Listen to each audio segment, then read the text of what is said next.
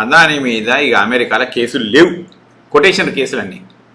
ఎందుకు కొటేషన్లు అంటే మస్తు రీజన్స్ ఉన్నాయి దీన్ని చెప్పడానికి. అసలు మన భారతదేశం ఏమన్నా కానీ అనే ఉద్దేశంతో ప్రభుత్వాలు నడుస్తున్నాయా అనేది నాకు పెద్ద డౌట్ వస్తుంది.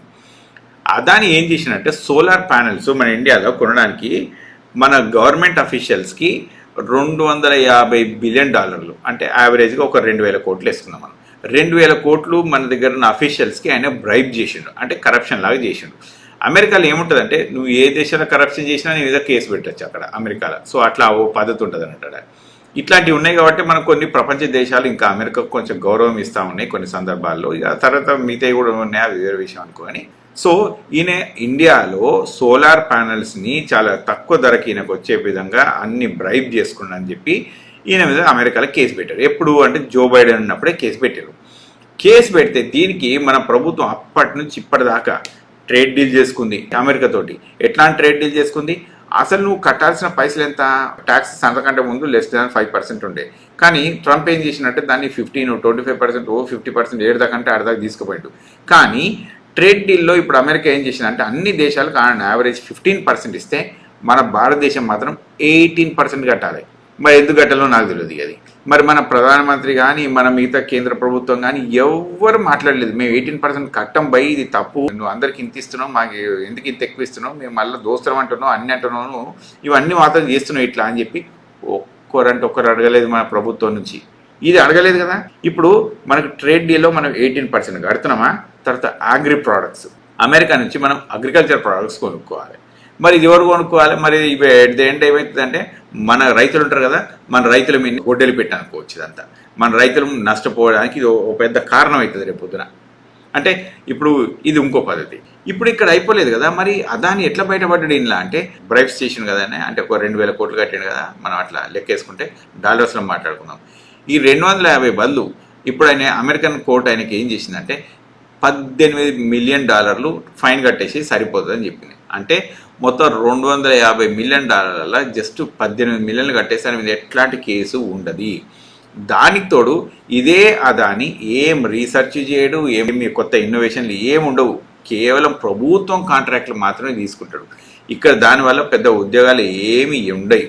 సో దాంతో ఏం చేసినట్టు ఈయన ఇండియాలో ఉద్యోగాలు క్రియేట్ చేయలేదు, కానీ అమెరికాలో పోయి 15,000 ఉద్యోగాలు దాన్ని క్రియేట్ చేస్తా అని చెప్పాడు. ఎంత పెడతా అన్నాడు దానికి బిజినెస్ కంటే?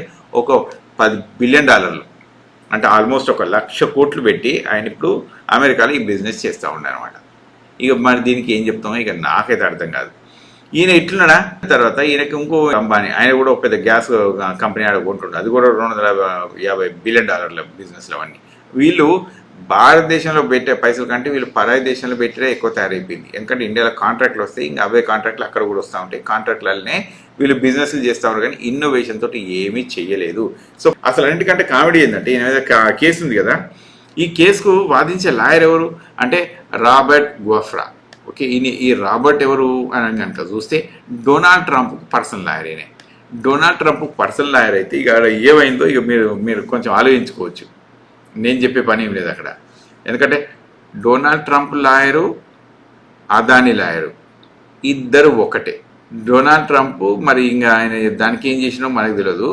$10 బిలియన్ ఇన్వెస్ట్ చేస్తే ఆయన మీద కేసులు అన్నీ కొట్టేయించుకున్నారు. ఇక మీరంతా డాట్స్ కనెక్ట్ చేయండి. మీరు ఇది మాత్రం అర్థం చేసుకోవాలి. Donald Trump lawyer, Gautam Adani lawyer ఒకటే కనుకనే ఇప్పుడు ఆ కేసు కొట్టుడు పోయింది అనుకోవచ్చా? మీరు ఆలోచించండి. తర్వాత మన భారతదేశం కూడా ఏం చేసిందో ఇక ఇక్కడ చూడండి. $50 బిలియన్ అమెరికాలో ఇన్వెస్ట్ చేస్తారంట. ఎవరి పైసలన్నీ ఎక్కడ ఇన్వెస్ట్ చేస్తూ ఉండరు, ఏంది కథ ఇదంతా నాకు అర్థం కాని క్వశ్చన్. తర్వాత ఇప్పుడు నేను మీకు చెప్పిన అగ్రికల్చర్ ప్రొడక్ట్స్ ఇన్వెస్ట్ చేస్తడం, ఇగో అదాని చేసేసిండు, ఇన్ని ఉద్యోగాలు ఇచ్చేస్తాడు. ఇంకేముంది కదా, ఇవన్నీ చేస్తూ ఉన్నాడు కాబట్టి మన మీద కేసులు ఉండవు, మనకి ఏ ప్రాబ్లము ఉండదు. మరి డబ్బులు అంతా ఎవరు కట్టాలి అంటే మనమే ట్యాక్స్ పేయర్స్.